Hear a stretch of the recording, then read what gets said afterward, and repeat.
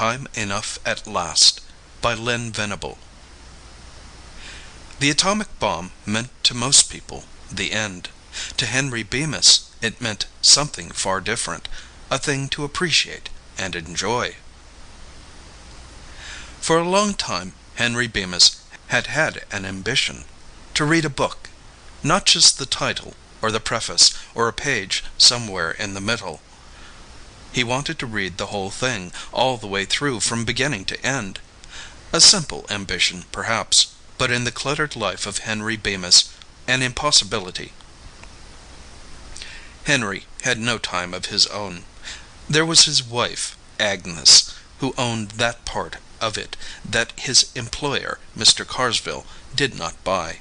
Henry was allowed enough to get to and from work, that in itself being quite a concession on Agnes's part. Also, nature had conspired against Henry by handing him with a pair of hopelessly myopic eyes.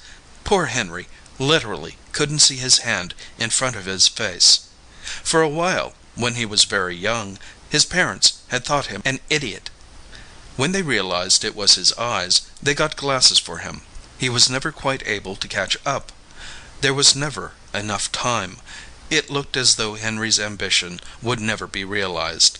Then something happened which changed all that. Henry was down in the vault of the East Side Bank and Trust when it happened. He had stolen a few moments from the duties of his teller's cage to try to read a few pages of the magazine he had bought that morning. He'd made an excuse to Mr. Carsville about needing bills in large denominations for a certain customer, and then, safe inside the dim recesses of the vault, he had pulled from inside his coat the pocket-size magazine. He had just started a picture article cheerfully entitled, "The New Weapons and What They'll Do to You," when all the noise in the world crashed in upon his eardrums. It seemed to be inside of him and outside of him all at once. Then the concrete floor was rising up at him, and the ceiling came slanting down toward him, and for a fleeting second Henry thought of a story he had started to read once, called "The Pit and the Pendulum." He regretted in that insane moment that he had never had time to finish that story, to see how it came out. Then all was darkness and quiet and unconsciousness. When Henry came to, he knew that something was desperately wrong with the East Side Bank and Trust. The heavy steel door of the vault was buckled and twisted, and the floor tilted up at a dizzy angle, while the ceiling dipped crazily toward it. Henry gingerly got to his feet, moving arms and legs experimentally. Assured that nothing was broken, he tenderly raised a hand to his eyes. His precious glasses were intact, thank God. He would never have been able to find his way out of the shattered vault without them. He made a mental note to write Dr. Torrance to have a spare pair made and mailed to him. Blasted nuisance not having his prescription on file locally, but Henry trusted no one but Dr. Torrance to grind those thick lenses into his own complicated prescription. Henry removed the heavy glasses from his face. Instantly the room dissolved into a neutral blur. Henry saw a pink splash that he knew was his hand, and a white blob come up to meet the pink as he withdrew his pocket handkerchief and carefully dusted the lenses. As he replaced the glasses, they slipped down on the bridge of his nose a little. He had been meaning to have them tightened for some time. He suddenly realized, without the radiation actually entering his conscious thoughts, that something momentous had happened, something worse than the boiler blowing up, something worse than the gas main exploding, something worse than anything that had ever happened before. He felt that way because it was so quiet. There was no whine of sirens, no shouting, no running, just an ominous and all-pervading silence. Henry walked across the slanting floor.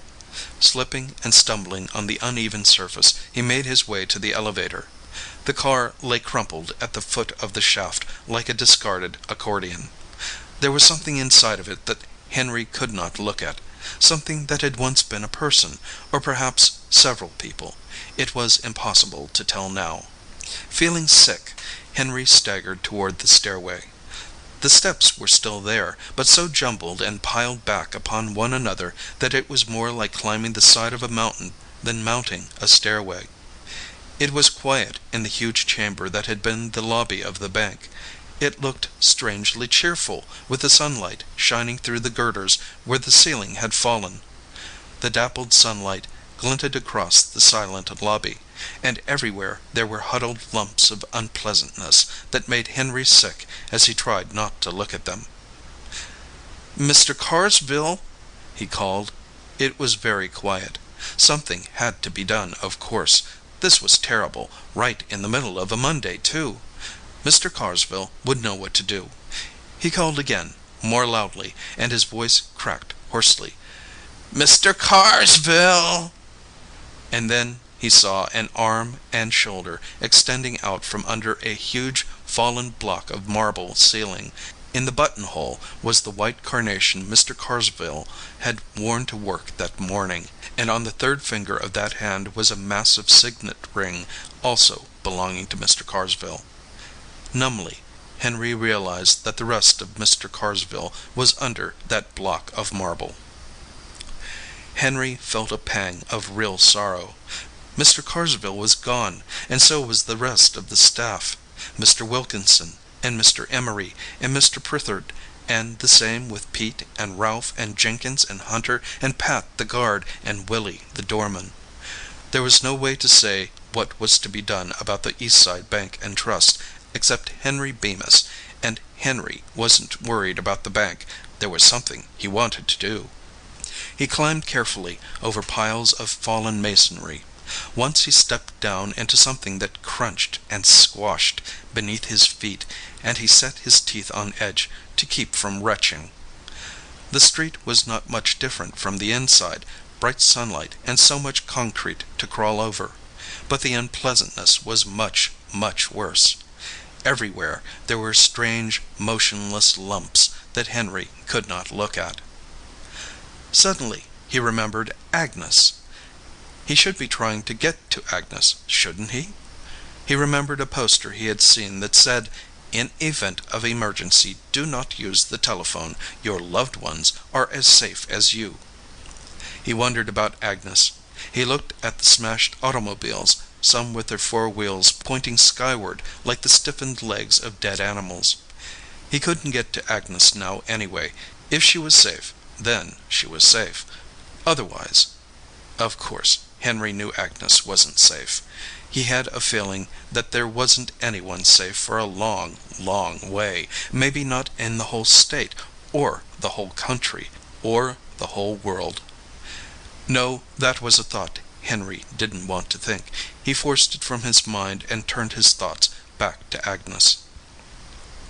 She had been a pretty good wife, now that it was all said and done. It wasn't exactly her fault if people didn't have time to read nowadays. It was just that there was the house, and the bank, and the yard. There were the Joneses for bridge, and the Graysons for canasta, and charades with the Bryants, and the television. The television Agnes loved to watch, but would never watch alone.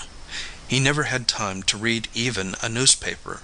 He started thinking about last night, that business about the newspaper.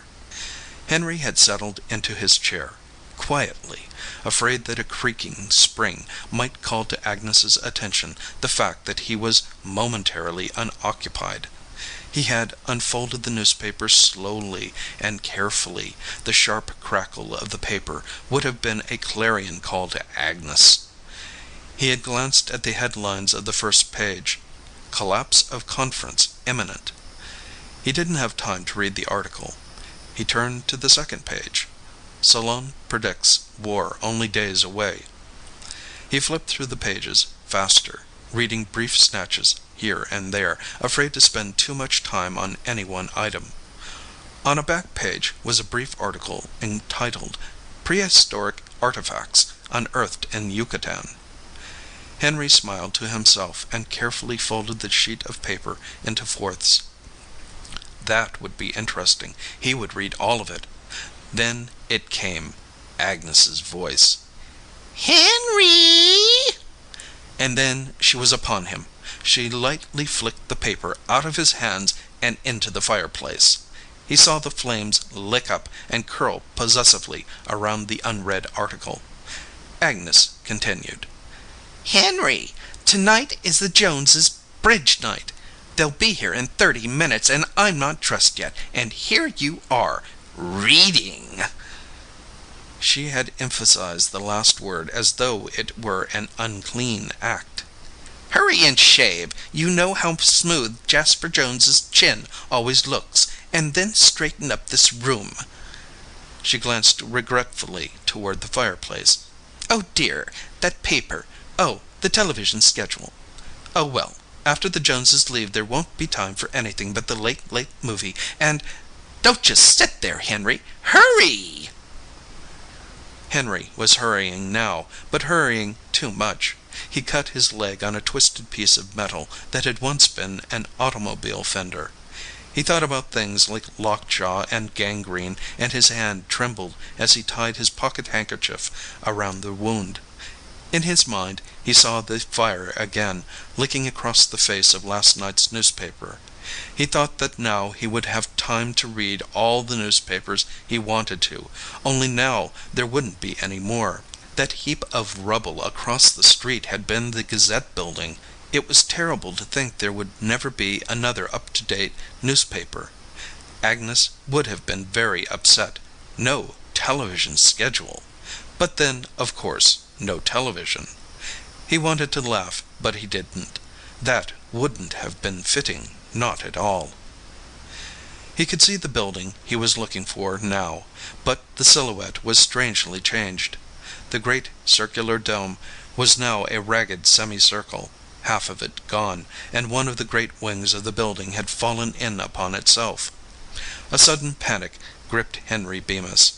What if they were all ruined, destroyed, every one of them?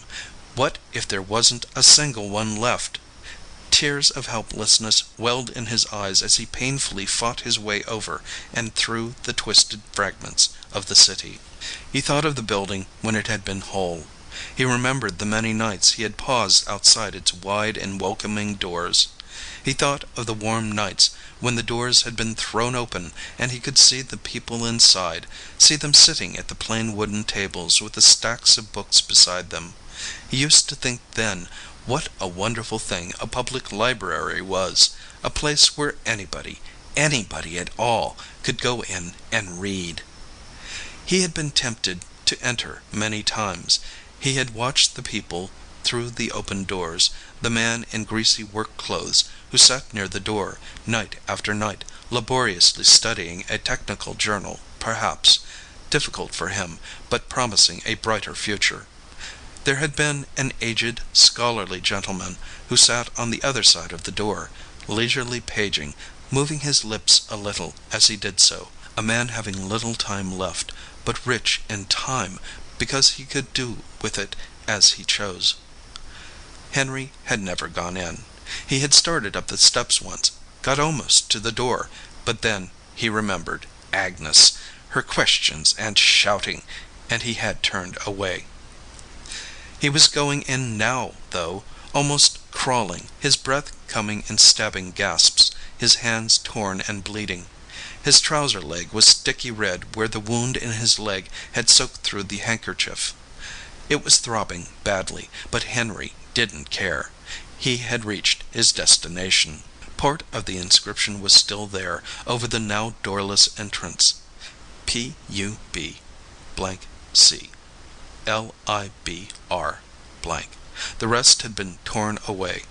The place was in shambles. The shelves were overturned, broken, smashed, tilted, their precious contents spilled in disorder upon the floor.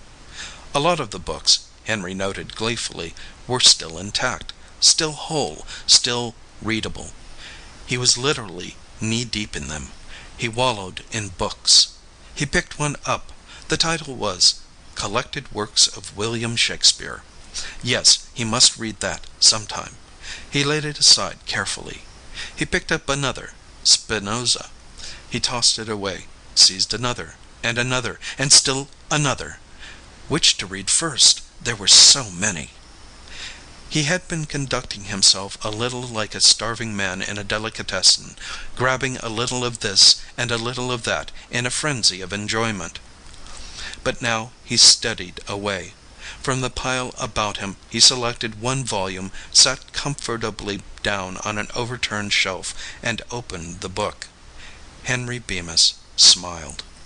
There was the rumble of complaining stone, minute in comparison with the epic complaints following the fall of the bomb. This one occurred under one corner of the shelf upon which Henry sat. The shelf moved, threw him off balance. The glasses slipped from his nose and fell with a tinkle.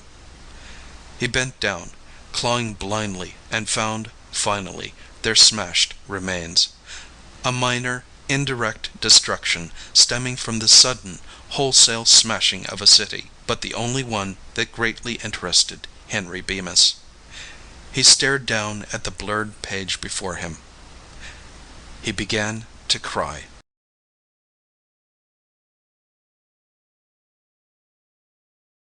End of Time Enough at Last.